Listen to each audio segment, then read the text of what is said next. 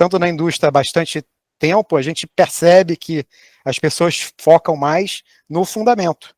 E principalmente quando vai subindo a escala em relação ao total de grana sob gestão.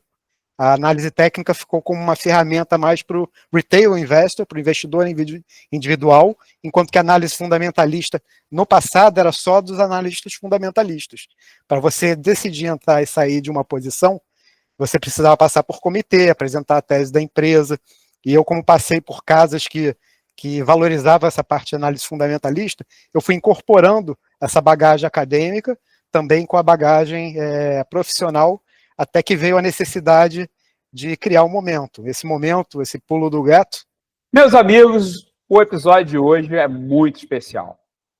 Sabe que aquele cara que muda a trajetória da sua vida profissional, aquele amigo que te dá um empurrão ou um chute na bunda, dependendo do ponto de vista, para você estudar, evoluir e virar gente grande? Pois é, esse aqui é o cara. Hoje eu recebo o Márcio Ferracini. Esse cara não é só um monstro do mercado com mais de 20 anos de estrada, passando por mesas do Rio, pelo Ford de Chicago e agora em Miami.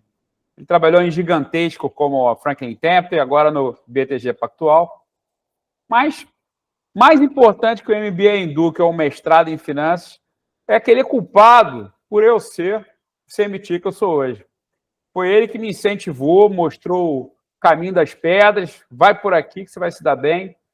E hoje ele é um mestre do que se chama de Fusion Analysis, misturando tudo, quant, técnico, fundamento, ou seja, um analista super moderno e à frente do tempo, como sempre, né? Márcio, meu irmão, meu amigo, que honra ter você aqui. E a primeira coisa que eu tenho para dizer para você, primeiro, muito obrigado, né? Muito obrigado mesmo. Se eu sei ler um gráfico hoje com profundidade, é por sua culpa. Agora, Márcio, eu sei que você está vivendo a vida boa em Miami, pedalando sua bike, botando seu shortinho colado, passeando no calçadão de Miami Beach. Dizem que disciplina é a única vantagem que não decai com o tempo. Então, você aplica essa mesma disciplina de pedalada no seu modelo de trade ou na bike você se permite relaxar enquanto o algoritmo trabalha? Obrigado por me receber aqui. É só um comentário antes de falar desse negócio aí de bike. É que ao longo da nossa trajetória, né, acho que a gente está no mercado já há muitos anos, tanto eu te incentivei quanto você me incentivou várias vezes ao longo dos anos. Então, isso aí foi bastante importante. Inclusive, a primeira vez que eu falei num auditório de hotel foi para Expo Trader em 2005, ou seja, tem de fato 20 anos, e eu nunca tinha falado para tanta gente. As apresentações que eu tinha feito antes eram em salinhas menores de curso, dando cursos de análise técnica, essas coisas assim, ou mesmo fazendo apresentações na faculdade anteriormente. Agora, auditório de hotel, só Flávio mesmo, para me tirar da zona de conforto e me fazer falar no mesmo simpósio em que estava o Bollinger, em que estava o Larry Williams, inclusive participar de uma sessão de trade ao vivo com o grande Didi, né? Então, isso aí foi bem marcante. Isso aí foi bem antes da minha ideia de vir fazer um MBA nos Estados Unidos. Quer dizer, logo em seguida eu vim, que eu já tinha a ideia de trabalhar em mercados internacionais e toquei aqui minha vida acadêmica e depois profissional, da forma como eu pretendia. Agora, voltando ali à sua pergunta inicial ali, para bike eu não sou profissional, não. Eu não me visto como senhor Batata para andar de bike. Eu faço mais assim por lazer e por esporte mesmo. Agora, a parte da disciplina, ela vem de bastante tempo, desde do momento em que eu sempre olhei gráfico, olho até hoje gráfico, mas no momento que eu passei a incorporar o aspecto mais de planilha, de quantitativo, a coisa mais sistemática, aí a disciplina começou a falar mais forte, mais alto, porque você, ao longo do uso, você descobre formas de como fazer valer aquelas informações que estão ali dentro. De uma coisa que no início parece bastante complexo, com muita informação, muitas notas, muitas empresas a serem analisadas, você consegue descobrir os atalhos ali dentro para chegar a alguma recomendação, e no caso, como eu não recomendo para as outras pessoas o que o meu modelo faz, eu faço no meu trading mesmo. Então, é o que eu tenho feito, é bastante disciplina ao longo dos anos, e aplicação, sempre rotação de um papel para o outro, de acordo com que modelo que eu uso ele diz. You ever wondered what truly connects traders from Tokyo to London to New York? You just need to learn the language. That language is technical analysis. Understand its signals, and you'll understand the world. Welcome to Traders of the World. Here we skip the jargon and just figure it out together.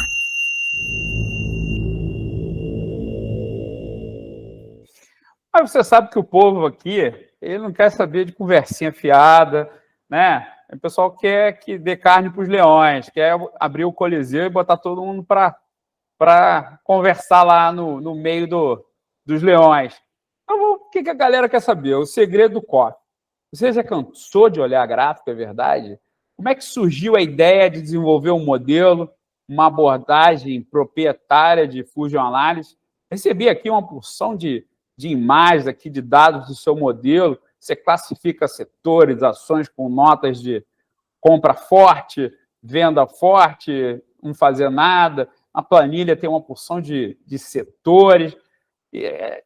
Primeiro, fala aí como é que surgiu e depois eu continuo aqui as perguntas. Não, o gráfico eu olho até hoje.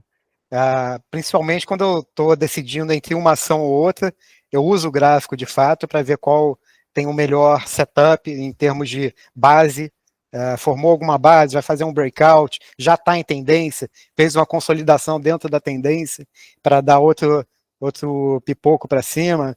Então o gráfico eu uso até hoje, para realizar lucro no meio da posição, etc. e tal. Agora, o modelo, essa ideia, desde o momento em que eu vim aqui para os Estados Unidos, eu tive uma imersão muito grande em acadêmicos que estudam a parte de multifatores. Então, apesar do meu passado puramente técnico, eu bebi na fonte de autores quantitativos como Robert Hogan. Esse aí foi o pai dos multifatores de fato. Lá atrás o cara já fazia testes, cross-sectional, toda aquela coisa, e ele mencionou momentum. Isso me pescou um pouco a atenção. Falei, poxa, o cara que está sempre falando de fundamento, de price to earnings, price to sales, earnings growth, revenue growth, return on equity, todas essas métricas fundamentalistas, de repente o cara fala assim, tudo é ótimo, mas sem momentum a coisa não andaria. Logo depois li direto com um texto acadêmico bastante famoso do Jagadish e Titman. São esses dois acadêmicos que fizeram um paper lá em 93, depois reanalisaram em 2001, depois em 2011, focando puramente em momento. E eles chegaram à conclusão que o fator momento não pode ser explicado pelo tamanho da empresa, pelo beta, enfim, todas aquelas métricas do CAPM, ele testou contra e falou, momentum bate essas métricas. Agora, na indústria, tanto na indústria há bastante tempo, a gente percebe que as pessoas focam mais no fundamento. E principalmente quando vai subindo a escala em relação ao total de grana sob gestão. A análise técnica ficou como uma ferramenta mais para o retail investor, para o investidor individual, enquanto que a análise fundamentalista, no passado, era só dos analistas fundamentalistas. Para você decidir entrar e sair de uma posição, você precisava passar por comitê, apresentar a tese da empresa, e eu, como passei por casas que valorizavam essa parte de análise fundamentalista, eu fui incorporando essa bagagem acadêmica, também com a bagagem profissional, até que veio a necessidade de criar um momento. Esse momento, esse pulo do gato, foi durante a crise de 2008. Eu era market maker, eu trabalhava com gestão de portfólio de opções, eu dava liquidez para o mercado e as opções que eu comprava, vendia, faziam parte de um portfólio que eu geria em grupo. A gente tinha um grupo lá em Chicago, tinha traders no floor, tinha traders no telefone, eu fiquei um tempo no floor, depois fiquei um tempo na mesa, e um dos traders com quem eu atuava bastante, ele trabalhava com small caps, e ele queria desenvolver um book de long short. só que sem muito método, assim. Falei, pô, como é que eu vou fazer só fazendo mercado em opções, sem maiores informações sobre tendência, sobre fundamento, etc e tal.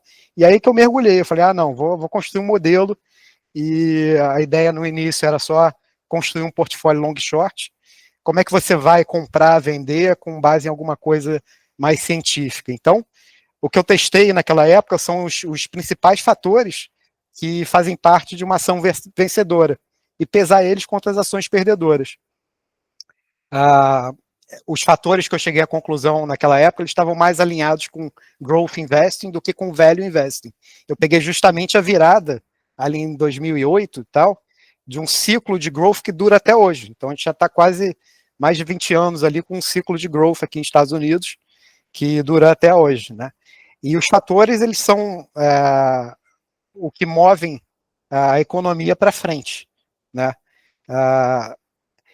Outra coisa que me chamava a atenção é o seguinte, cada trader, analista, vai ter uma métricazinha de estimação, né? O cara vai olhar só o price to earnings, o outro vai olhar uma média móvel, se for mais técnico, e no final das contas, essas métricas, elas funcionam durante um tempo, porém elas têm prazo de validade, né? Então, se você olhar uma métrica, ela vai funcionar otimamente durante 6 meses, 1 ano, até que o modelo vai quebrar. E o que estava funcionando vai parar de funcionar. O mercado então, é dinâmico, muda. Exatamente. Você construir um modelo com base em várias métricas, você faz um somatório das partes, você pode adicionar fatores de qualidade, fatores behavioral, fatores técnicos, fatores mais quantitativos, e foi por esse caminho aí que eu comecei a seguir. Foi essa a ideia de iniciar o modelo. Tá, então daqui a pouco a gente vai ver a tua planilha aí, mas tem uma hora que os setores vão estar, eu não sei se você colore bota verdinho, né, D foi reprovado de ano, não passa. Então explica pra gente, o que faz uma ação se anota A? É só o lucro subindo ou tem também fluxo institucional empurrando o preço, tem volume? O que pesa mais no seu algoritmo? O balanço, que é uma foto, né, trimestral da empresa, ou o gráfico dizendo que tem gente grande comprando, por exemplo? Ou, na verdade, você dá pesos iguais para tudo? Ou como é que você... os fatores vão ser divididinhos? O momento vai ter um peso maior? Balanço também? Como é que é? Da forma como eu faço, os dois fatores fundamentais e técnicos quantitativos vão ter o mesmo peso, mas dentro dessas caixinhas, fundamental e técnico quantitativo, você tem os outros fatorezinhos que cada um vai ter seu peso. Tá? Deixa eu mostrar aqui, então. Oi. Essa aqui é uma planilha que eu gerei na Bloomberg.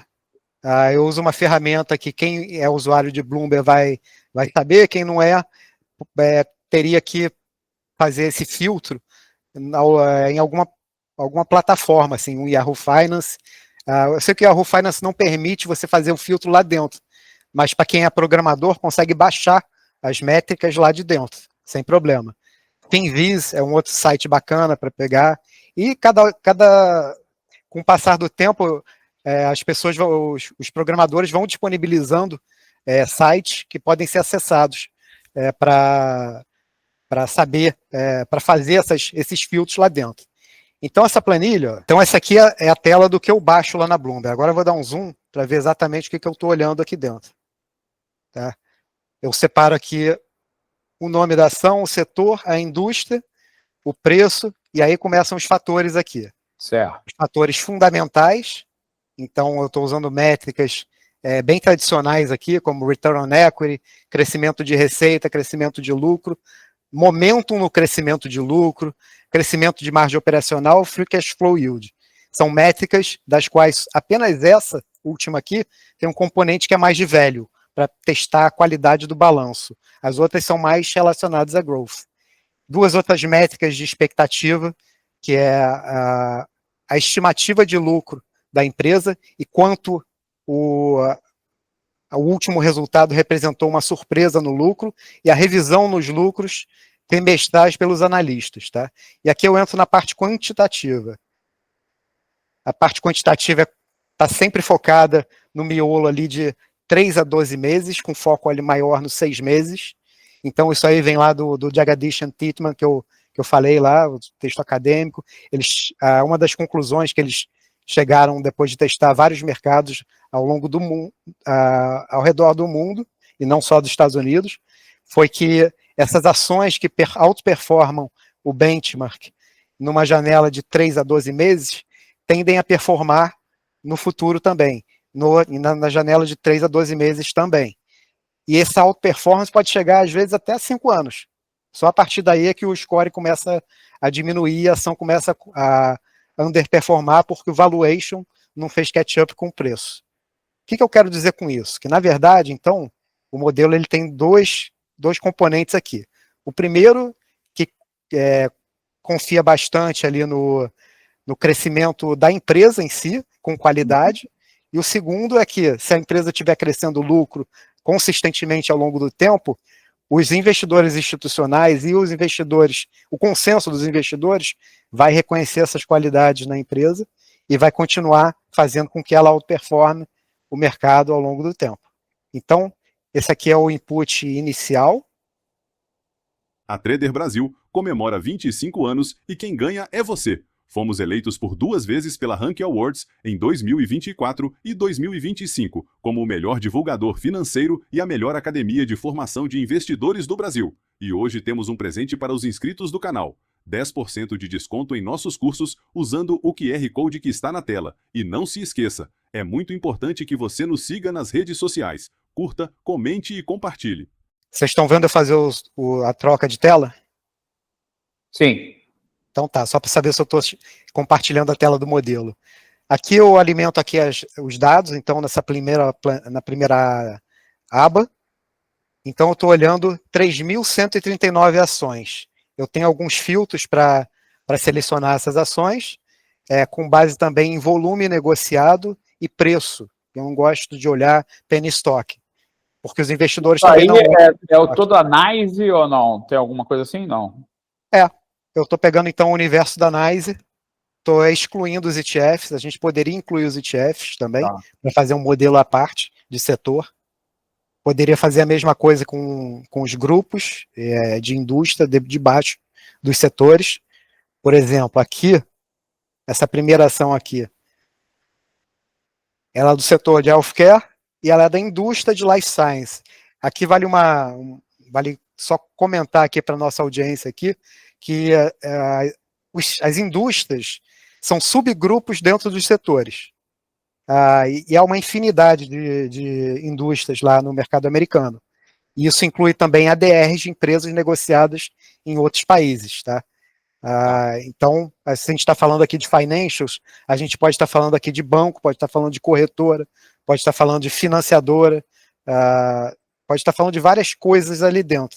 Se a gente está falando de healthcare, a gente pode estar falando de biotecnologia, a gente pode estar falando de life science, pode estar falando de farmacêutica, e assim por diante. Então aqui eu estou pegando todos os dados aqui. Eu estou ranqueando cada fatorzinho desse aqui por brackets. E cada bracket desse, ele recebe uma nota, que vai de 0 a 4. Esse 0 a 4 seria do strong sell ao strong buy. Então, eu estou fazendo aqui, olhando todas essas ações, ranqueando aquelas métricas da tela anterior. Certo. 3.000 ações, de fato.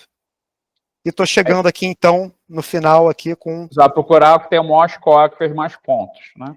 E eu vou poder filtrar por tudo aqui. Aquela primeira ação que a gente olhou, por acaso, tem Next Genomics, tá como Strong Buy. Ele tem uma nota quantitativa de Strong Buy e tem uma nota fundamentalista de Strong Buy. Então, uma média das duas de Strong Buy também. E aqui a gente não viu ainda nem gráfico, não viu nada. Não vimos nada. Um quantitativo está dando um momento, deve estar subindo, né? Exato. Aí você vai fazer a próxima pergunta. Mas, Márcio, são 3.000 ações. Como é que você vai fazer uma estratégia de investimento com base nisso? E aí é que a gente entra na parte aqui um pouquinho mais... que poderia ser feita em vários softwares, poderia ser feita em Power BI, como a gente viu aqui um palestrante recente aqui, o David Tomaszuk, ele faz em Power BI, eu faço em Pivot Table. Então eu peguei aquilo tudo lá que a gente está olhando, e o que eu fiz aqui? dentro de cada setor, quantas ações, por exemplo, tem notas de strong buy? 351. 351 em relação às 3.139 que eu estou olhando, representa mais ou menos 11%. Isso. E dentro desses 11%, eu focaria, então, nas ações que eu estou na minha watchlist para adicionar a um portfólio, ao meu portfólio. Boa parte dessas ações, porque eu acabo fazendo um portfólio em torno de 30, 35 ações, é sempre assim, nunca muito mais do que isso, porque eu acho que perde o valor da diversificação. Então, eu sempre estou focado, quando eu estou comprando uma ação para adicionar um portfólio, nas que tem Total Grade A.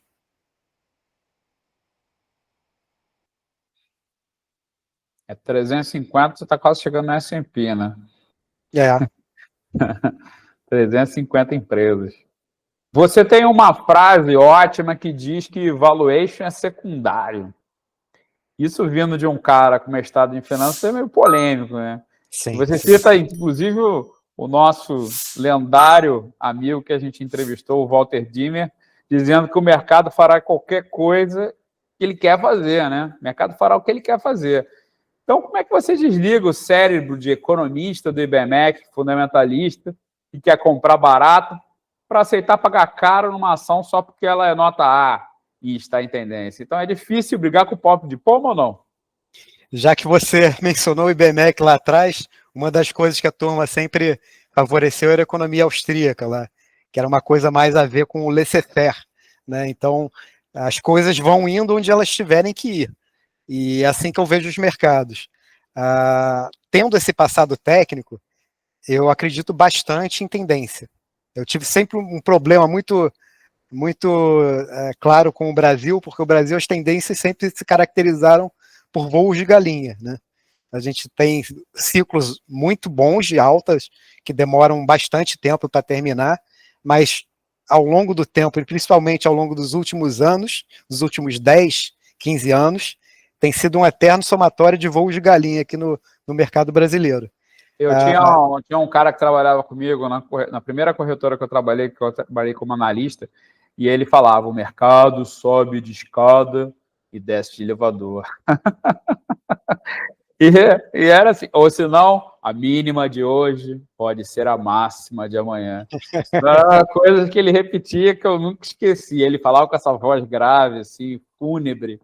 Mas é isso aí que você está falando. O mercado cai, às vezes demora a voltar a grana, né? Você vê que o volume seca, as corretoras começam a demitir, os bancos começam a demitir, a indústria começa a secar de novo, e é um ciclo que a gente vive, infelizmente, num deslanche, né? Sem entrar muito no aspecto político, que é uma coisa que eu nem gosto tanto desse assunto, aqui nos Estados Unidos, onde eu moro hoje em dia, a gente tem ao longo do tempo um conjunto de regras que até quando a coisa não funciona, é o que o pessoal chama de Goldilocks, né? Que a coisa não funcionar é uma boa notícia, que é sinal de falta de mudança nas regras do jogo.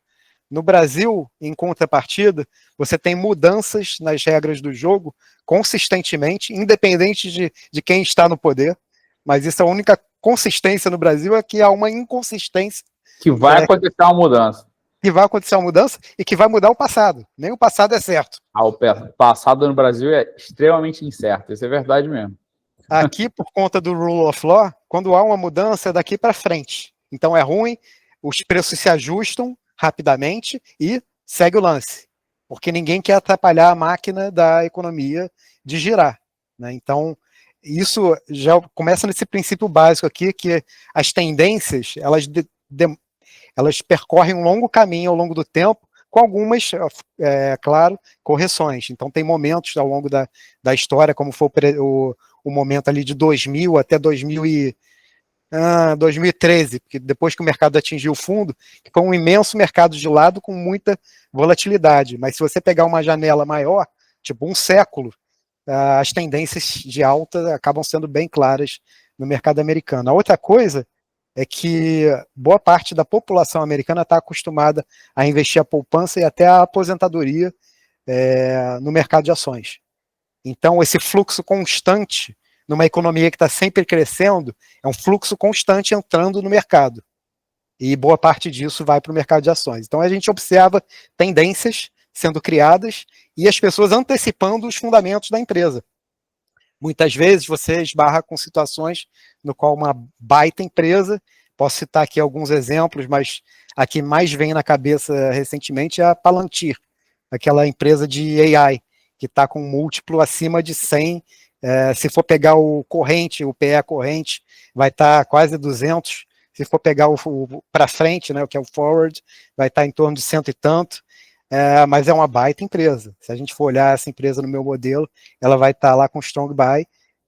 Atualmente é uma das que eu tenho no meu portfólio, e eu não tenho a recente, eu já tenho já há algum tempo, e tenho surfado essa alta mesmo com um valuation obsceno para uma empresa de capitalização. Aproveitando esse gancho que você está falando, não adianta só falar não, tem que mostrar.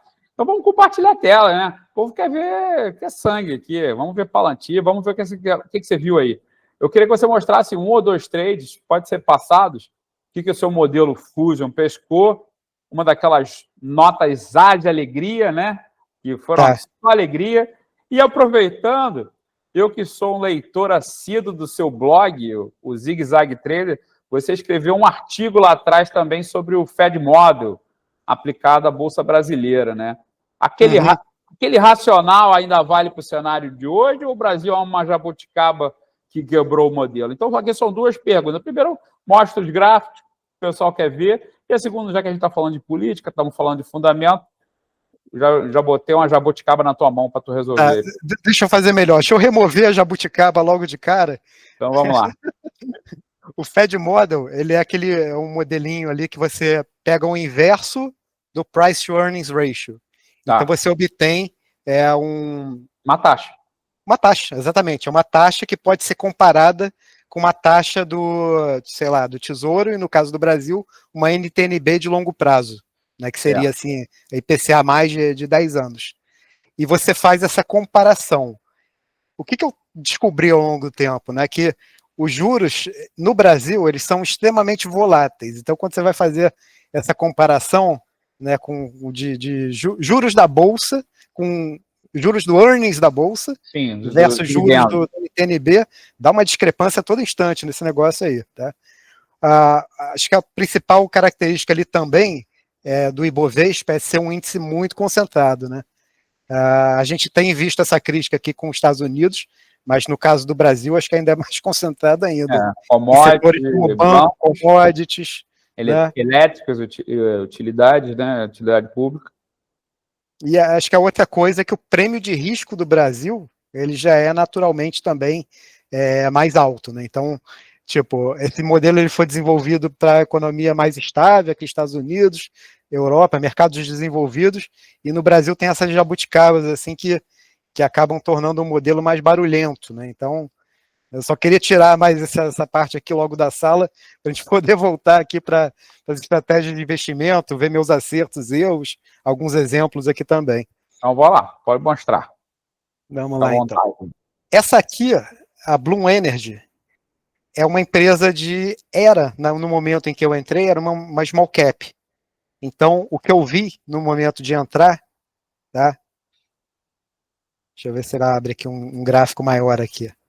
Você veio de uma tendência de baixa ao longo dos anos, 2022 foi um bear market, 2023 teve recuperação no mercado americano, 2024 idem, mas essa empresa só começou a deslanchar no momento em que aquela onda de inteligência artificial veio à tona. Então veio o primeiro gap da empresa aqui, acompanhado de um baita de um volume aqui, que a gente chama aqui do gap de fuga.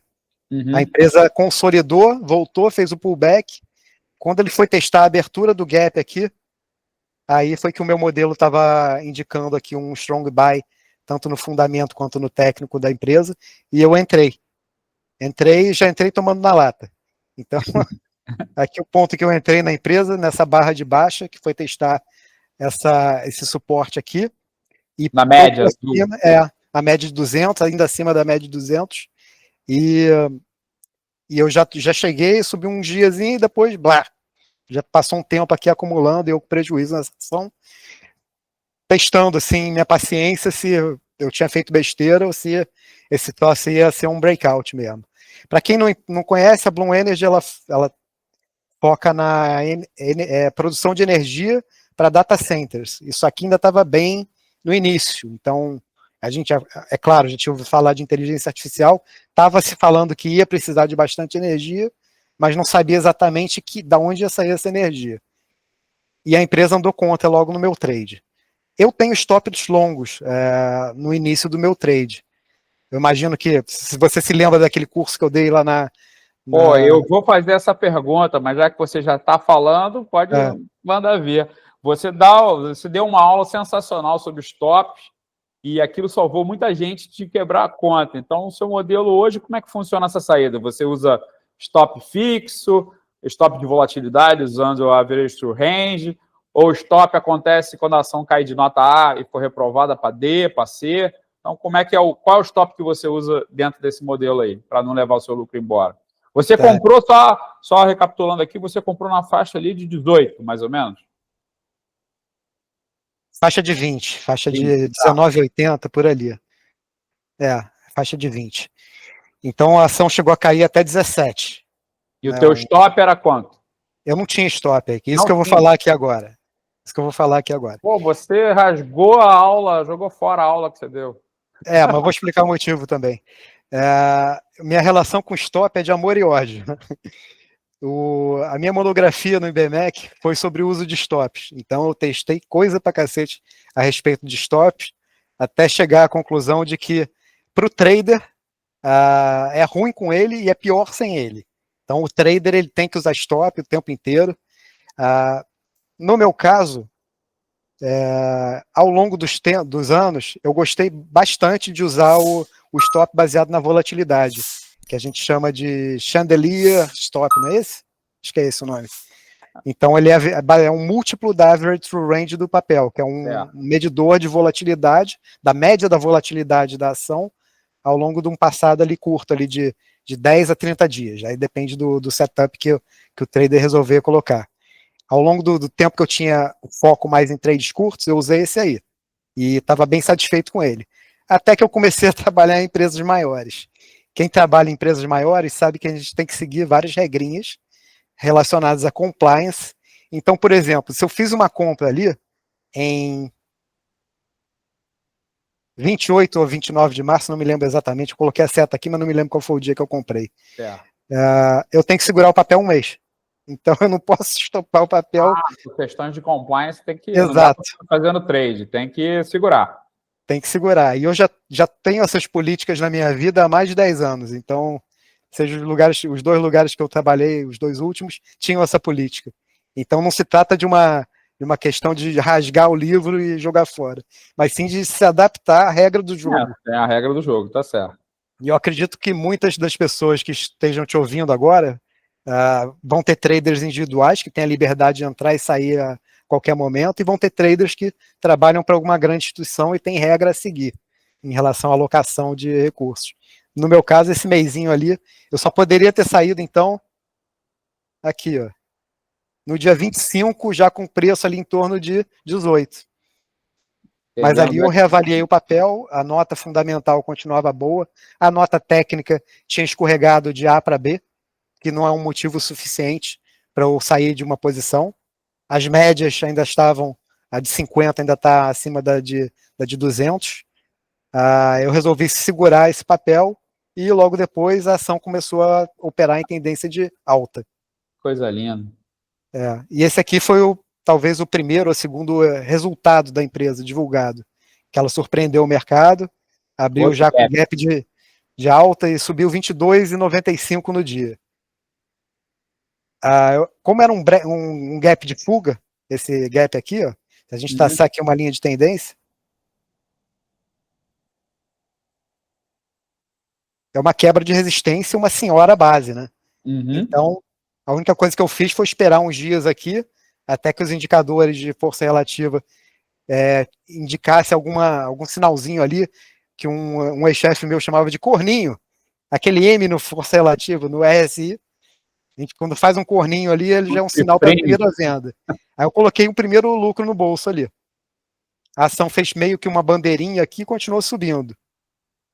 E aí eu fui realizando lucro nessa ação ao longo do tempo, né? Essa daqui eu já estava quase zerando a posição quando o mercado deu a segunda chance. E aí eu entrei de novo no papel e ela continuou indo. A gente percebe que a ação continuou subindo. Na semana passada, esse aqui foi o último resultado dela, tá? Então, mais um gap de alta, mais 18% de alta. Ela é bem volátil, de forma alguma é a única ação no meu portfólio. É um somatório, como eu falei, entre 30 e 35 ações. E ela atualmente é uma posição expressiva lá, mas, enfim, agora está passando por uma correção. Se a gente olha um gráfico semanal ou mensal. Bom, o seu preço médio é em torno de 20, né? E as suas saídas foram acima de 30, 40, 90. Então, essa aqui é uma ação que deu bastante certo aqui. E nada assim indica que essa reversão de curto prazo vai ser uma reversão de médio e longo prazo no momento. A nota continua sendo bastante boa lá, é o strong buy lá no meu modelo, e eu sigo carregando a posição como um investidor de tendência que eu aprendi a ser ao longo do tempo. Agora, Márcio, já que a gente caminha para o final aqui, vamos fazer a nossa pergunta clássica. Tu contou uma vitória aí, mas aqui é o confessionário do trade. Qual foi aquele trade que, mesmo com essa sua experiência, o mercado te deu uma rasteira? E que você aprendeu com essa loja, né? Conta uma tristeza aí. Vamos contar a tristeza aqui. Esse aqui eu vou ter que abrir o gráfico um pouquinho mais aqui. Mais uma empresa relacionada aqui a data centers e a inteligência artificial. Essa subiu pra caramba também. Subiu pra caramba, mas olha a minha primeira entrada no papel, onde é que foi? Na véspera do resultado da empresa, que por sinal foi bem bom. 32, mais ou menos, é isso? 32? 30 e pouco? Essa aqui foi na faixa de 35, 34, por aí. Aí abriu, caindo. Poucos dias seguintes, a empresa divulgou um resultado acima do esperado e a empresa caiu 23% em um dia só. Mas repara a posição da média de 50, que é a vermelha, em relação à média de 200. Eu realmente comprei uma empresa esticada na expectativa de que o lucro fosse vir bom, e veio, só que às vezes a expectativa inflada já está embutida, e foi o caso aqui. O que eu fiz foi aumentar a posição nesses retestes aqui de área de suporte. Uhum. Eu ainda gostava bastante da tese. Então, nessas duas oportunidades aqui, eu aumentei posição. E logo depois, a ação deslanchou e olha o lucro aqui nessa ação. Eu devia estar com média ali em torno de 27, 28, alguma coisa assim no meio do caminho. A ação foi para 100, um baita lucro, e eu não vendi nada no meio do caminho. E essa talvez tenha sido a minha pior decisão aqui nos últimos tempos, que foi não realizar da forma como eu venho realizando ali na Bloom Energy. Mas nesse caso aqui, então, a empresa logo em seguida foi acusada de fraude. E aí você já conhece a história, né? Quando uma empresa é acusada de fraude, os investidores institucionais começam a sair do papel. E eu ainda acreditando aqui que a tendência ainda ia ser de uma consolidação e depois de uma nova retomada, até que veio essa questão aqui.